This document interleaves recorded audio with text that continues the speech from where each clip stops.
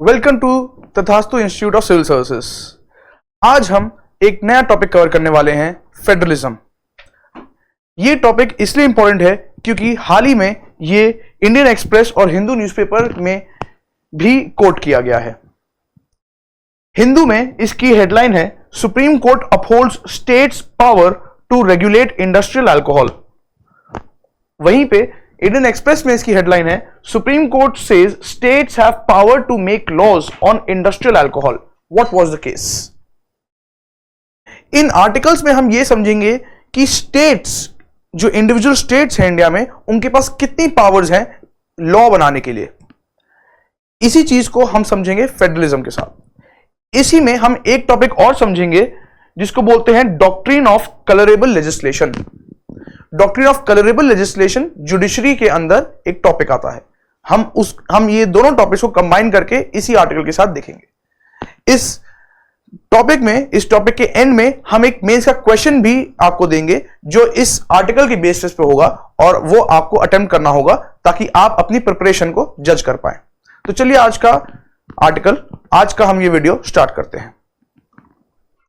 इससे पहले हम इस न्यूज को समझाएं। एक सिंपल सा इंडियन पॉलिटी का एक कॉन्सेप्ट है जो आपको समझना जरूरी है और वो है फेडरलिज्म। आप इंडियन पॉलिटी में लक्ष्मीकांत में फेडरलिज्म का टॉपिक तो समझते ही होंगे।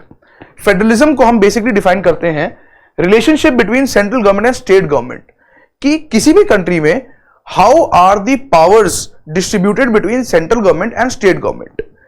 क्या सेंट्रल गवर्नमेंट ज्यादा पावरफुल है या स्टेट गवर्नमेंट ज्यादा पावरफुल है, इस बेसिस पे हम फेडरलिज्म डिफाइन करते हैं। आपकी आसानी के लिए एक छोटा सा मैं आपके लिए कॉन्सेप्ट है जो मैं आपको एक्सप्लेन करना चाहता हूं ताकि आपकी अंडरस्टैंडिंग आगे के वीडियो के लिए इजी हो जाए।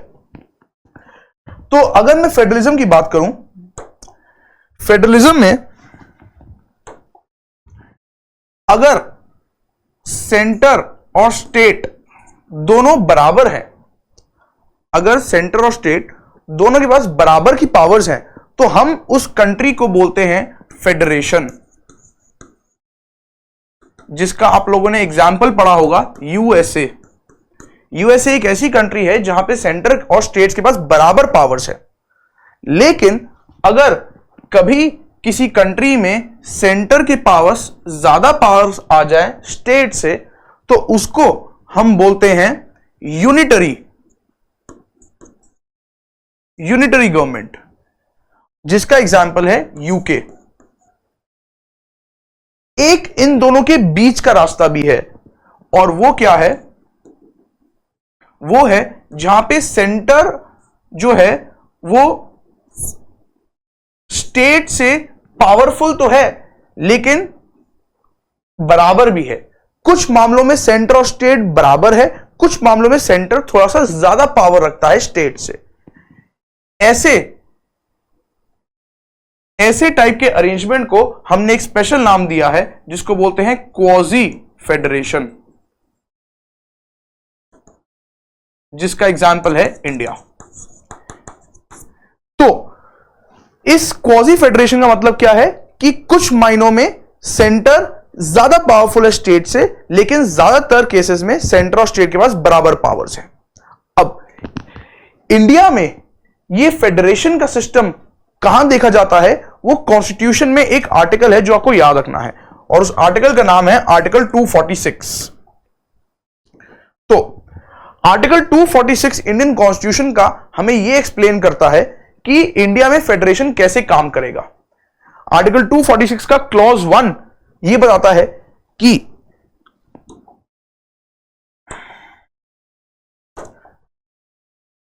इंडियन कॉन्स्टिट्यूशन में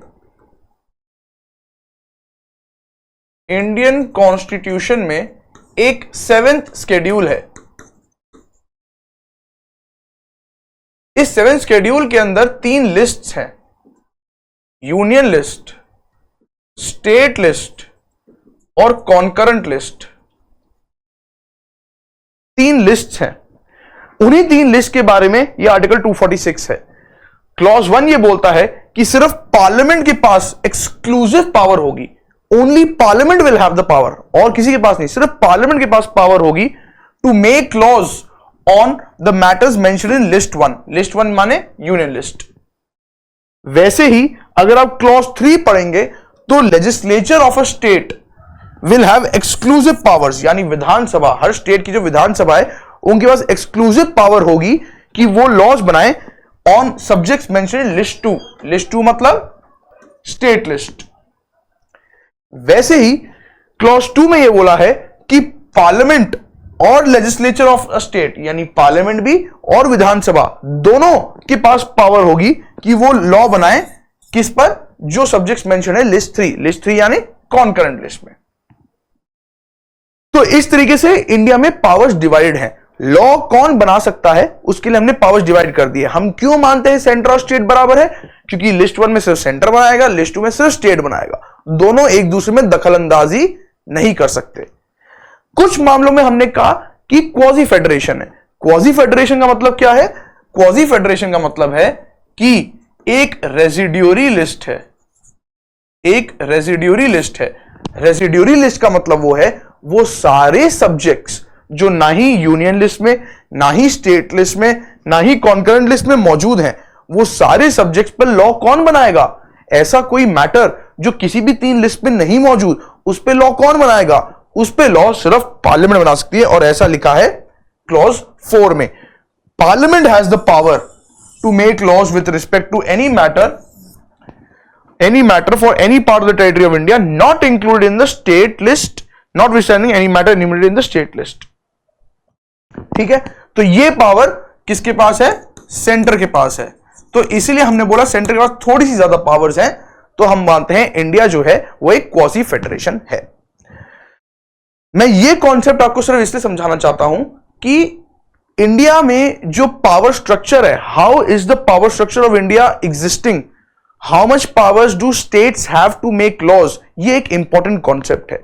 ये इसीलिए इंपॉर्टेंट कॉन्सेप्ट है क्योंकि आगे जाके हम देखेंगे यही डिसाइड करेगा इंडिया की ट्रू फेडरलिज्म।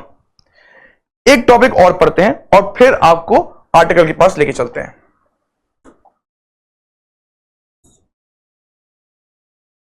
एक टॉपिक होता है जिसको हम बोलते हैं competitive federalism.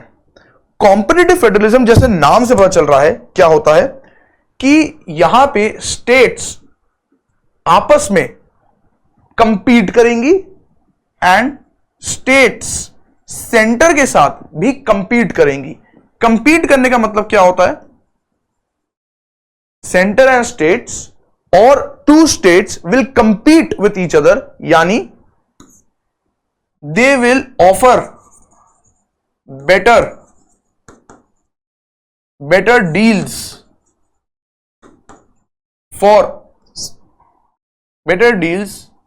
for using their states।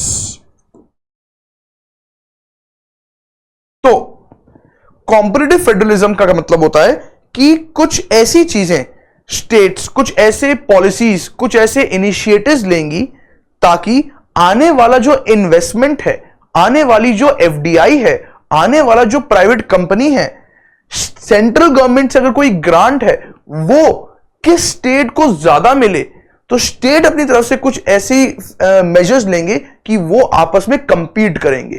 कि जैसे एक घर में पेरेंट्स के सामने कई सारे बच्चे हैं, अब एक बच्चा कोशिश करता है कि वो ज्यादा प्यार ले अपने पेरेंट्स से, तो कुछ ऐसी हरकतें करेगा जिससे ज्यादा नजर जाएगी, ज्यादा अटेंशन मिलेगा किसी एक बच्चे को।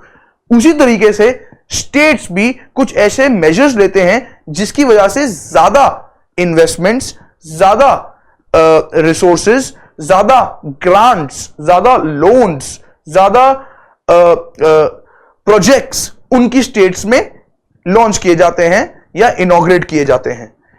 ऐसे टाइप के कॉर्पोरेशन को, ऐसे टाइप के अरेंजमेंट को हम बोलते हैं कॉम्पिटिटिव फेडरलिज्म, जिसमें स्टेट्स आपस में कंपीट कर रही हैं कि ज्यादा इन्वेस्टमेंट किसके पास आए।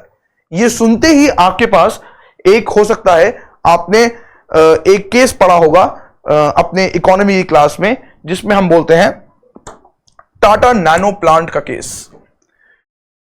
आपको ये न्यूज तो पता ही होगी कि कई साल पहले जब टाटा कंपनी को नैनो गाड़ी बनानी थी और नैनो का प्लांट लगाना था, तो उन्होंने वेस्ट बंगाल गवर्नमेंट को अप्रोच किया था और वेस्ट बंगाल गवर्नमेंट ने 2006 के टाइम पे टाटा प्लांट को लैंड अलॉट भी कर दी थी। लेकिन उस टाइम पे ऑपोजिशन पार्टी में आज की टीएमसी गवर्नमेंट की लीडर ममता बनर्जी थी, जिन्होंने अपोज किया इस चीज को, जिसकी वजह से वो लैंड तो टाटा को मिल गई, लेकिन उस पर कंस्ट्रक्शन नहीं हो पाया, उस पर फैक्ट्री नहीं बन पाई, उस पर प्लांट इस्टेब्लिश नहीं हो पाया। तो अब एक इंडस्ट्री है, उनको अपनी फैक्ट्री लगानी है, उस फैक्ट्री लगाने के लिए लैंड चाहिए। उन्होंने अप्रोच किया वेस्ट बंगाल गवर्नमेंट को, वेस्ट बंगाल गवर्नमेंट ने लैंड दे दी, लेकिन और पॉलिटिकल प्रेशर्स की वजह से वो उस पर काम नहीं शुरू कर पाए। तो यहां पे किसने मौका उठाया, किसने फायदा उठाया इस मौके का? गुजरात गवर्नमेंट ने। इन 2008 when Ratan Tata decided to relocate the nano project from West Bengal to Gujarat owing to disputes related to land acquisition, the Gujarat government had offered unprecedented amount of tax incentives and other benefits. As per the government resolution, the state had offered 9,000 crore soft loans in the form of VAT exemptions. Similarly, other benefits included free exemptions from registration charges, stamp duty, electricity duty and other local taxes. मैं समझाना क्या चाह रहा हूं आपको कि दो states, एक गुजरात और एक वेस्ट बंगाल, इंडस्ट्री ने वेस्ट बंगाल को अप्रोच किया, लेकिन किसी वजह से वेस्ट बंगाल नहीं कर पाया, तो फाइनली इंडस्ट्री को गुजरात जाना पड़ा। गुजरात क्यों चूज किया? क्योंकि गुजरात में गुजरात की गवर्नमेंट ने कुछ ऐसे बेनिफिट्स, कुछ ऐसे मेजर्स दिए जिससे इंडस्ट्री के पास और कोई ऑप्शन नहीं था बट टू चूज गुजरात, क्योंकि उसमें गुजरात गवर्नमेंट का भी फायदा होता और इंडस्ट्री का भी फायदा हो रहा है। तो ऐसे हम देख रहे हैं कैसे गुजरात और वेस्ट बंगाल ने कंपीट किया है एक दूसरे से। इसी को बोलते हैं कॉम्परेटिव फेडरलिज्म। जैसे दो स्टेट्स कंपीट कर सकते हैं, वैसे सेंटर और स्टेट भी कंपीट कर सकते हैं। अब एक ये इस कॉन्सेप्ट के लिए बहुत इंपॉर्टेंट है। जब भी कोई स्टेट कंपीट कर रहा है, चाहे वो दूसरे स्टेट के साथ कंपीट करे, चाहे वो सेंटर के साथ कंपीट करे, वो कंपीट करना चाह रहा है ताकि अपने स्टेट की डेवलपमेंट कर पाए। डेवलपमेंट का एक सोर्स है रेवेन्यू जनरेट करना। आप तब तक डेवलपमेंट नहीं कर पाएंगे, आप तब तक अपनी स्टेट का डेवलपमेंट नहीं कर पाएंगे जब तक आप उसमें इन्वेस्टमेंट नहीं करेंगे, आप उसमें इंफ्रास्ट्रक्चर नहीं लगाएंगे। ये सारी चीजें करने के लिए आपको पैसा चाहिए, आपको रेवेन्यू जनरेट करना है। और रेवेन्यू कहां से आता है स्टेट्स के पास? रेवेन्यू फॉर स्टेट्स कहां से आता है? इसके कई सारे सोर्सेज हैं। कुछ रेवेन्यू टैक्सेस से आता है, कुछ रेवेन्यू सेंट्रल गवर्नमेंट देती है, कभी कभी रेवेन्यू लोन्स के फॉर्म में भी आता है। तो समझने वाली बात यहां पे यह है कि अगर किसी स्टेट को डेवलप करना है तो उसके लिए पैसा चाहिए, लेकिन पैसा आएगा कहां से? पैसा का मेजर सोर्स या तो सेंट्रल गवर्नमेंट होगा या तो टैक्स होगा। अगर स्टेट अपना खुद का टैक्स लगा सकती है तो उसको सेंट्रल गवर्नमेंट पर डिपेंडेंट नहीं होना पड़ेगा। अगर सेंट्रल गवर्नमेंट के ऊपर डिपेंडेंट नहीं होना पड़ेगा, इसका मतलब सेंट्रल गवर्नमेंट और स्टेट गवर्नमेंट दोनों अपनी अपनी जगह पे बराबर हो गए। इसी को हम बोलते हैं ट्रू फेडरलिज्म। अगर कोई स्टेट सेंट्रल गवर्नमेंट पर डिपेंडेंट है पैसों के लिए, इसका मतलब सेंट्रल गवर्नमेंट के पास ज्यादा पावर है, इसका मतलब वो क्वाजी फेडरेशन है। अगर आपको ये कॉन्सेप्ट समझ में आया तो इसी से हम कनेक्ट करेंगे आज की न्यूज को। तो आज की जो न्यूज है वो क्या बोलती है, एक बार फिर से उसको पढ़ते हैं। Supreme Court says states have the power to make laws on industrial alcohol. कोई एक सब्जेक्ट है, हमें सब्जेक्ट से मतलब नहीं है, कोई एक सब्जेक्ट है इंडस्ट्रियल अल्कोहल, जिस पे सुप्रीम कोर्ट की जजमेंट आई है और सुप्रीम कोर्ट की जजमेंट ने बोला है कि स्टेट के पास पावर है to make laws on industrial alcohol. जब लॉ बनाया जा रहा है, किसी चीज पर जब लॉ बनाया जाता है, तो अब अगर इंडस्ट्रियल अल्कोहल पे लॉ बनाना है, एक ये प्रोडक्ट है, ये एक प्रोडक्ट है या सर्विस भी हो सकती है, कुछ भी है, एक अल्कोहल लिकर एक प्रोडक्ट है। अब इसको बनाना भी पड़ेगा, इसके लिए रॉ मटेरियल भी चाहिए, इसके लिए बनाने के बाद इसको स्टोर करना पड़ेगा, स्टोर करने के बाद इसको ट्रांसपोर्ट करना पड़ेगा, और फिर बना क्यों रहे हैं, बेचने के लिए, तो इसका ट्रेड भी करना पड़ेगा। तो ये सारी चीजें, अगर सुप्रीम कोर्ट का जजमेंट है कि किसी एक चीज पर लॉ बनाने की पावर है, इसका मतलब यहां पे ये है कि ये सारे इंप्लिसिट चीजें हैं जिस पर लॉ बनाया जा सकता है। तो इन सब पर भी सिर्फ स्टेट का राइट है, इंडिविजुअल स्टेट्स का राइट है कि इन सारे एस्पेक्ट्स पर भी only state will have the power to make laws. अब दिक्कत क्या है, अगर इन सारी चीजों पे स्टेट बना सकता है तो इस सारी चीज पे टैक्स भी लगाया जा सकता है। इंडस्ट्रियल अल्कोहल पर टैक्स लगाने की पावर भी स्टेट के पास होगी, और अगर टैक्स लगाने की पावर स्टेट के पास होगी, इसका मतलब स्टेट अपना रेवेन्यू खुद जनरेट कर पाएगा। तो यही आज का आर्टिकल है और यही आज की न्यूज है कि सेंटर और स्टेट के में से किसके पास ज्यादा पावर है। तो इसी को आगे हम और एक्सप्लोर करते हैं। उससे पहले, आगे बढ़ने से पहले, एक सिर्फ आपके साइंस के लिए या जनरल नॉलेज के लिए, इंडस्ट्रियल अल्कोहल होता क्या है। अल्कोहल हमें वैसे मालूम है कि केमिकली अल्कोहल क्या होता है। केमिकली अल्कोहल होता है अल्कोहल एक ऑर्गेनिक कंपाउंड होता है। अल्कोहल एक ऑर्गेनिक कंपाउंड है जिसके बहुत सारे अलग अलग एप्लीकेशंस हैं। अब बहुत सारे टाइप के अल्कोहल हमने सुने हैं, जिसमें से कुछ यहां पे लिखे हुए हैं। इथेनॉल एक सुना है, एक मिथेनॉल सुना है, एक आइसोप्रोपाइल अल्कोहल सुना है। अगर मैं आपको आमतौर पे जो डेली लाइफ में जो लिकर कंज्यूम करते हैं, वो इथेनॉल के फॉर्म में होता है। तो जो आपकी विस्की, स्कॉच, जिन, बियर में होता है, ये सब इथेनॉल है। लेकिन उसी का छोटा भाई है मीथेनॉल। इथेनॉल क्या होता है? इथेनॉल होता है ये, इथेनॉल होता है C2H5OH, और मीथेनॉल क्या होता है? CH3OH। तो ये छोटा भाई है। तो मीथेनॉल का जो इंपॉर्टेंस है वो ये है कि जो मीथेनॉल है वो पीने के काम नहीं आता, वो उसको आप कंज्यूम नहीं कर सकते। मीथेनॉल जो होता है वो एंटी फ्रीज के काम आता है या सॉल्वेंट्स की तरह यूज किया जाता है। इंडस्ट्री में सॉल्वेंट्स की तरह यूज किया जाता है। ठीक है। आइसोप्रोपाइल अल्कोहल क्या होता है? आइसोप्रोपाइल अल्कोहल इसका भी बड़ा भाई होता है, और वो होता है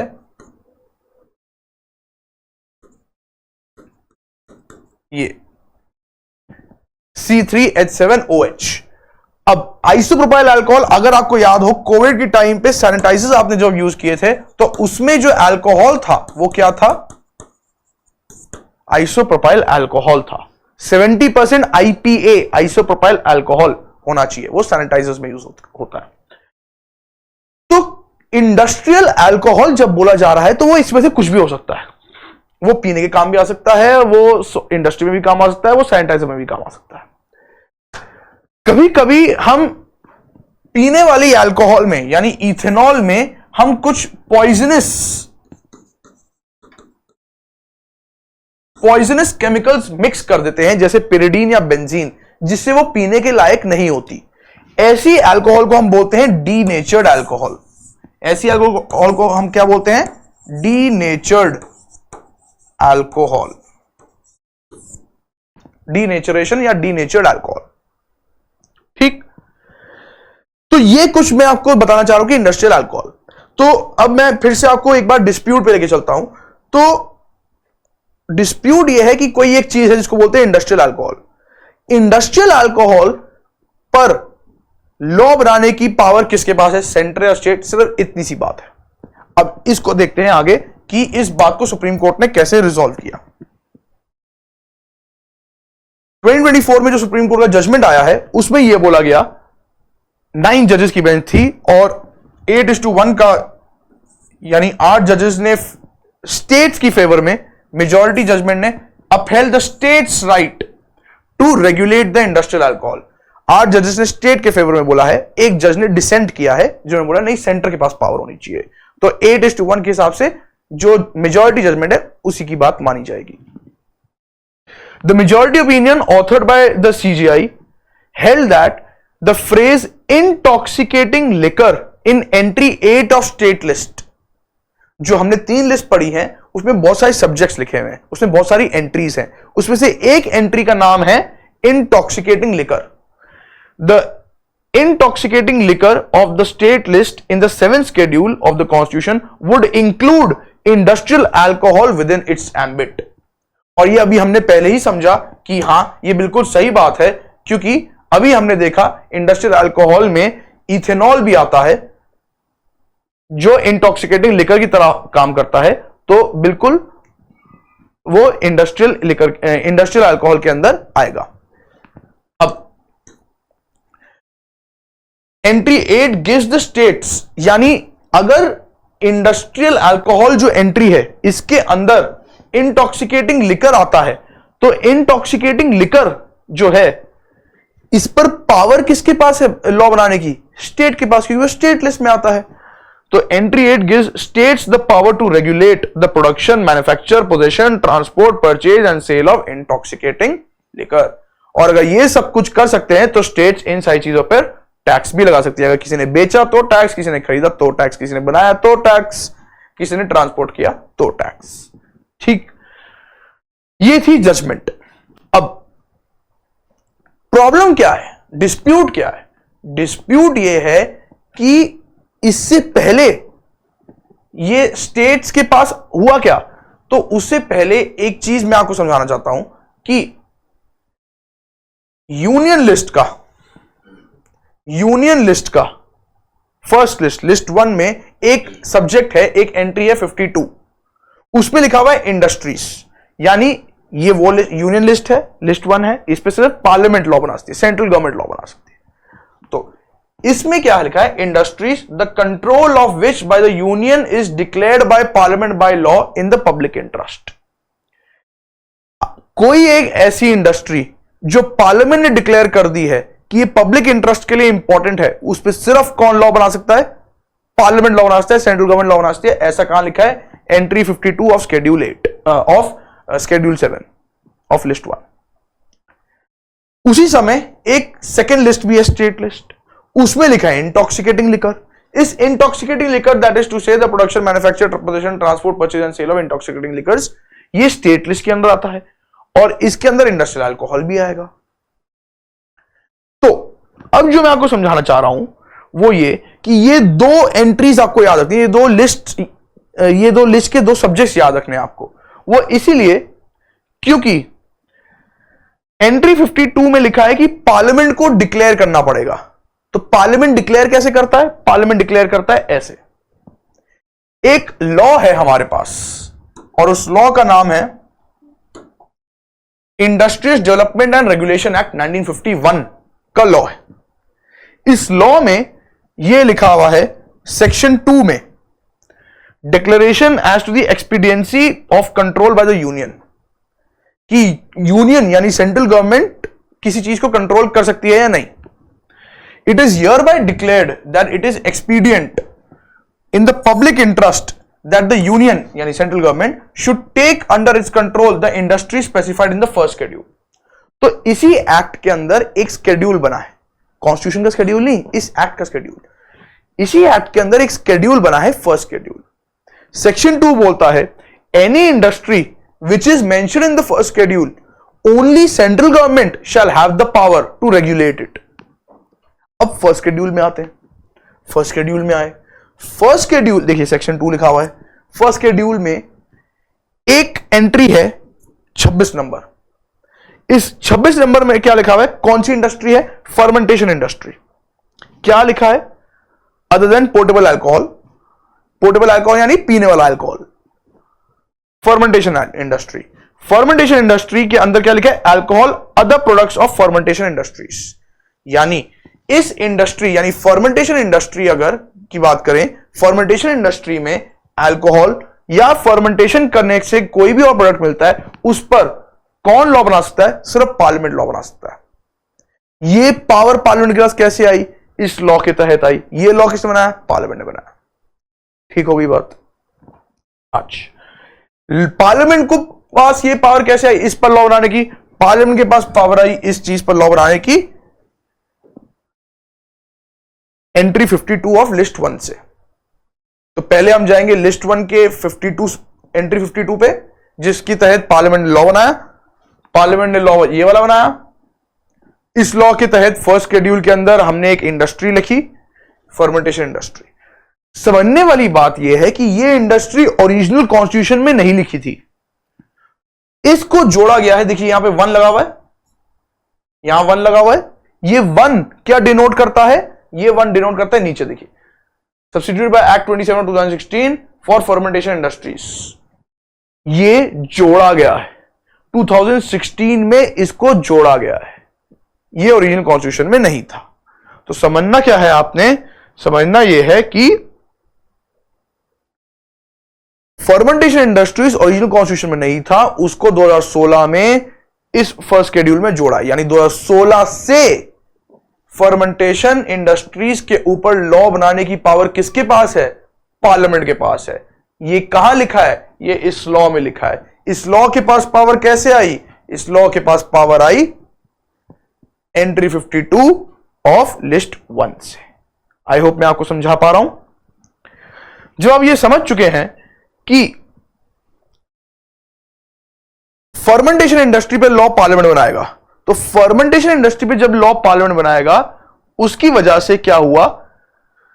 centre had traced its power to entry 52 of the union list which said this. Same चीज हमने पढ़ी।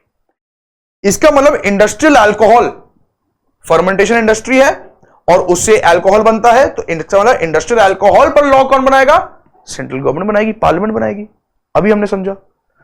इस चीज को चैलेंज किया multiple states had challenge the centres position that it had exclusive control over industrial alcohol. ये चीज नहीं मानी, तो स्टेट्स ने चैलेंज किया।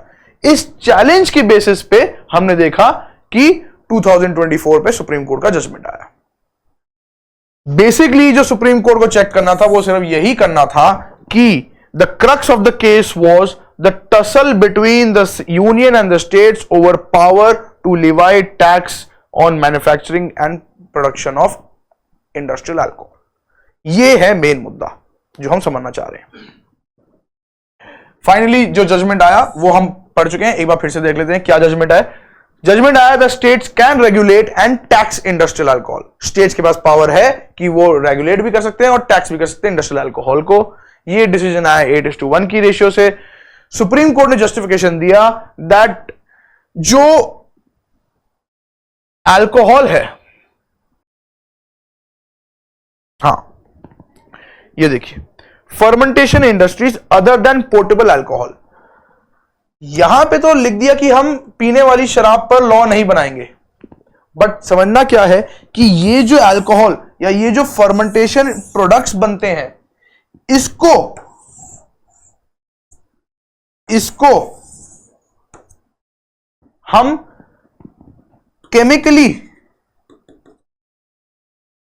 केमिकली प्रोसेस करके वापस इथेनॉल में कन्वर्ट कर सकते हैं। तो मान लो हमने मीथेनॉल बनाया या आइसोप्रोपाइल अल्कोहल बनाया, उसको केमिकली हम फिर से इथेनॉल बना सकते हैं। अब इथेनॉल बन गया, अब इससे आप ब्लैक मार्केट में स्मगलिंग कर सकते हैं। तो आपने बहुत बार न्यूज सुनी होगी कि देसी शराब पीने से कुछ लोगों की तबीयत खराब हो गई, वो यहां से आ रहा है। इलीगली जो लिकर बनती है वो इस तरीके से बनती है। तो इलीगली लिकर ना बने उसके लिए हमने क्या बोला? सुप्रीम कोर्ट ने बोला कि इलीगली लिकर ना बने, to prevent the illegal conversion into portable alcohol. इसीलिए स्टेट्स के पास ज्यादा पावर होनी चाहिए, क्योंकि स्टेट ज्यादा अच्छे से कंट्रोल कर सकता है अपनी टेरिटरी में क्या हो रहा है।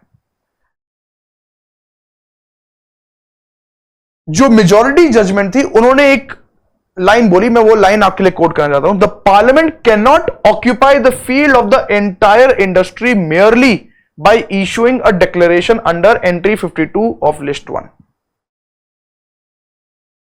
जो मेजॉरिटी 8 जजेस हैं वो ये बोलना चाह रहे हैं कि किसी भी सब्जेक्ट पर, किसी भी इंडस्ट्री को आप स्टेट की पावर नहीं हटा सकते उसमें से, सिर्फ एंट्री 52 में उसके फर्स्ट शेड्यूल में जाके उसकी एंट्री करके।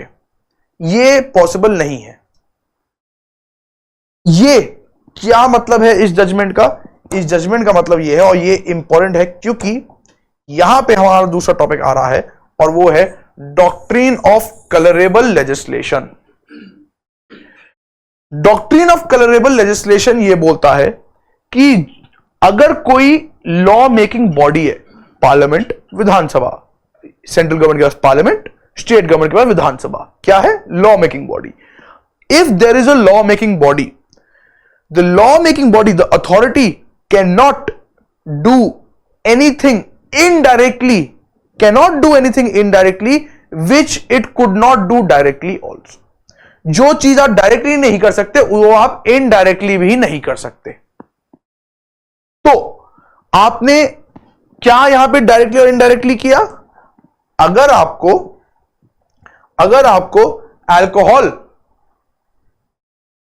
आपको अल्कोहल के ऊपर टैक्स लगाना था जो स्टेट लिस्ट के अंदर आता है, तो आपने क्या किया? अदर देन पोर्टेबल अल्कोहल किया, लेकिन आपने अल्कोहल और फर्मेंटेशन प्रोडक्ट्स को रिकन्वर्ट करके अल्कोहल में कन्वर्ट कर दिया। तो आपके पास अथॉरिटी नहीं थी ड्रिंकिंग लिकर के ऊपर लॉ बनाने की, लेकिन अब वो ड्रिंकिंग लिकर बन रहा है। तो जो चीज आप डायरेक्टली नहीं कर सकते वो आप इनडायरेक्टली भी नहीं कर सकते। यही बोलता है colourable legislation. Doctrine of colourable legislation क्या बोलता है? एक लैटिन मैक्सिम है जिसका सिंपली मतलब यह है, things that cannot be done directly should not be done indirectly. ये डॉक्ट्रिन तब यूज करती है सुप्रीम कोर्ट जब it aims to prevent the excessive unconstitutional use of the legislative authority. अगर कोई विधानसभा या पार्लियामेंट अनकॉन्स्टिट्यूशनली ज्यादा अपनी जुरिस्डिक्शन से बाहर निकल के लॉ बनाने की कोशिश कर रही है, तो डॉक्ट्रिन ऑफ कलरेबल लेजिस्लेशन को अप्लाई किया जाता है। और इस डॉक्ट्रिन को अप्लाई करने के बाद, if the court finds that any transgression of authority by the legislature has been done, such a law is declared null and void. वही डॉक्ट्रिन को आज सुप्रीम कोर्ट ने यूज किया और यह जस्टिफाई किया कि जो स्टेट्स हैं उनके पास पावर है इंडस्ट्रियल अल्कोहल पर लॉ बनाने का, और पार्लियामेंट के पास नहीं है, क्योंकि parliament can not occupy the field of the entire industry merely bye issuing a declaration. एक छोटा सा पॉइंट और बताते हैं कि जो माइनॉरिटी जजमेंट था, जो एक जज जिन्होंने डिसेंट किया था, उन्होंने यह बोला कि स्टेट्स सिर्फ तब तक लॉ बना सकता है या उस अल्कोहल पर लॉ बना सकता है जब वो इंटॉक्सिकेटिंग लिकर है। स्टेट्स के पास पावर देखिए क्या है, states list two state list. States के पास पावर है इंटॉक्सिकेटिंग लिकर के ऊपर लॉ बनाने की। बिल्कुल सही बात है।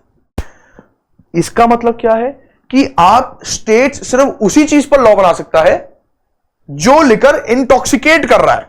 अगर वो अल्कोहल इंटॉक्सिकेट नहीं कर रही, जैसे मीथेनॉल है, वो तो पीते ही नहीं है लोग, आइसोप्रोपाइल अल्कोहल तो पीते ही नहीं है लोग, तो वो इंटॉक्सिकेट भी नहीं करेगा। और अगर इंटॉक्सिकेट नहीं करेगा तो स्टेट के पास कोई पावर नहीं है। लेकिन ये आर्ग्यूमेंट बाकी जजेस ने नहीं माना और 8:1 से जजमेंट आई कि इंडस्ट्रियल अल्कोहल पर लॉ बनाने की पावर स्टेट्स के पास है, और लॉ बनाने की पावर इंक्लूड करता है टैक्स इंपोज करने की भी पावर। ये था डॉक्ट्रिन ऑफ कलरेबल लेजिस्लेशन। इस जजमेंट की वजह से जो इस जजमेंट का कॉन्सिक्वेंस क्या है वो थोड़ा समझ लेते हैं। फेडरलिज्म जो है it enhances the state autonomy, बिल्कुल सही बात है। स्टेट इंडिपेंडेंट हो जाएगा सेंटर की जुरिस्डिक्शन से। Economically increase the states revenue, ये भी हम समझ चुके हैं, टैक्स लगाने की पावर आएगी। क्योंकि स्टेट टैक्स लगाएगा तो टैक्स लगेगा किस पे? इंडस्ट्री पे लगेगा। इंडस्ट्री पे लगेगा तो इंडस्ट्री टैक्स का पैसा किससे वसूल करेगी? कंज्यूमर से वसूल करेगी। तो चीजें महंगी हो जाएंगी। चीज क्या महंगी हो रही है? इंडस्ट्रियल अल्कोहल महंगा हो जाएगा। तो इंडस्ट्रीज हायर प्रोडक्शन कॉस्ट्स, जो प्रोडक्शन कॉस्ट है वो महंगा हो जाएगा for chemical and pharmaceutical sectors, जिसका बोझ हो सकता है कॉमन मैन को झेलना पड़े। Public safety prevents the illicit liquor production, वो भी हमने समझा। सोसाइटी में बचने का एक सोसाइटी को डिग्रेड करने से बचाने के लिए एक और अच्छा इनिशिएटिव है कि इलीगल लिकर प्रोडक्शन नहीं होगा, जिससे हेल्थ कॉस्ट भी बचेगी और डोमेस्टिक वायलेंस के केसेस भी कम होंगे। फाइनली कंक्लूजन में अगर मैं आपसे बात करूं कि इस जजमेंट से, अब इस पूरे जो हमने आर्टिकल पढ़ा है कि सुप्रीम कोर्ट ने स्टेट्स के फेवर में जजमेंट दी है, इसमें कहीं भी फेडरलिज्म का कोई लेना देना नहीं है। इसमें फेडरलिज्म का कोई लेना देना नहीं है। इस आर्टिकल में फेडरलिज्म को मेंशन नहीं किया गया है, लेकिन मैं जो यहां पे आपको समझाने की कोशिश कर रहा हूं कि कैसे इस आर्टिकल में से हम फेडरलिज्म के टॉपिक को कनेक्ट कर सकते हैं और कैसे सुप्रीम कोर्ट ने डॉक्ट्रिन ऑफ कलरेबल लेजिस्लेशन को यूज किया स्टेट्स को एम्पावर करने के लिए। तो कंक्लूजन जो हम निकाल सकते हैं वो दो कंक्लूजन निकाल सकते हैं, that states ability to generate revenue for themselves as a result has increased and hence less dependent on the central government. Judicial decisions in the favor of states indicates independence of judiciary, कि judiciary supreme court पे कोई ये इल्जाम लगा सकता कि वो central government का साथ देगी, ऐसा नहीं है। Independence of judiciary and boosts the confidence with the states that India is a true federation, कि स्टेट्स जो है उनको भी प्रोटेक्ट करने के लिए एक इंडिपेंडेंट जुडिशियल बॉडी एग्जिस्ट करती है। तो इन दो पॉइंट्स की वजह से हम बोलते हैं स्ट्रेंथन्स, ये दो पॉइंट्स की वजह से इंडिया में फेडरलिज्म, ट्रू फेडरेशन इनहैंस हुआ, स्ट्रेंथन हुआ है। इस आर्टिकल या इस एक्सप्लेनेशन के बाद आपके लिए एक आखिरी में मेंस का क्वेश्चन मैं लेके आया हूं। मैं एक्सपेक्ट करूंगा कि आप इस मेंस के क्वेश्चन को अटेम्प्ट करें और तथास्तु इंस्टीट्यूट ऑफ सिविल सर्विसेज में इसका रिप्लाई करें। क्वेश्चन है, explain the concept of comparative federalism. Comparative federalism क्या होता है? How far do you think it promotes the autonomy and jurisdiction of individual states? Comparative federalism कितनी हद तक individual states की autonomy यानी independence को प्रोटेक्ट करने में कामयाब होता है? ये क्वेश्चन आपको 250 वर्ड्स और 15 मार्क्स में अटेम्प्ट करना है। इसी के साथ आज का हम ये टॉपिक एंड करते हैं। मिलते हैं आपको किसी और टॉपिक के साथ अगली क्लास में। Thank you.